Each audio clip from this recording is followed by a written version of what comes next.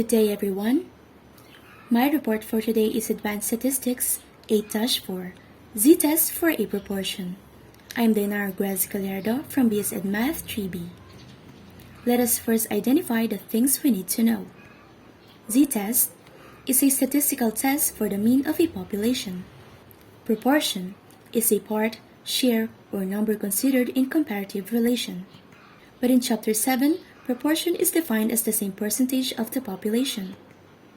Hypothesis test is a drawing of conclusions about a population on the basis of data obtained. We have here null hypothesis and alternative hypothesis. A hypothesis that involves population proportion is considered as binomial experiment when there are only two outcomes. We know that mu is equal to NP, and sigma is equal to the square root of NPQ for the binomial distribution. Since a normal distribution can be used to approximate the binomial distribution when NP is greater than or equal 5 and NQ is greater than or equal 5, the standard normal distribution can be used to test hypotheses for proportions. Here is our formula for the Z-test for proportions.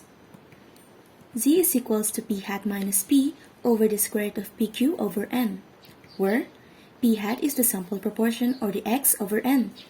N is the population and the X are the respondents. P is the population proportion, and N is the sample size.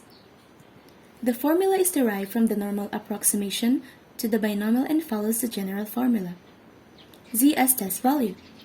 We obtain P hat from the sample or the observed value. P is the expected value or the hypothesized population proportion, and the square root of PQ over N is the standard error. Sometimes it is necessary to find P hat, which is X over N, but sometimes it's not, depending on the problem. Finally, Table E is used to find critical values and p-values.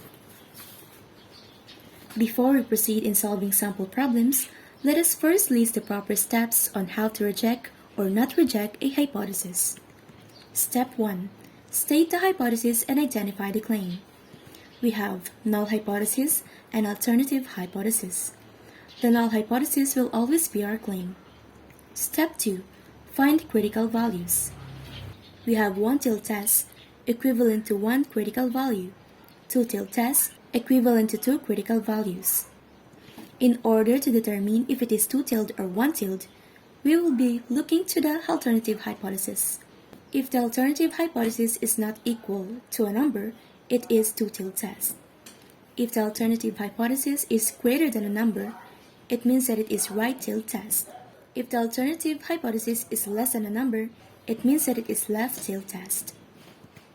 Step 3. Compute the test value. We will be using the formula for Z-test for proportions, which is Z is equals to P hat minus P over the square root of PQ over N. Step 4. Make a decision to reject or not reject the null hypothesis. For example, here we have two-tailed test, left-tailed test, and right-tailed test. The shaded part are the critical regions, and the red lines are the critical values. How are we going to know if we have to reject the null hypothesis? If the test value falls on critical region, we have to reject the null hypothesis.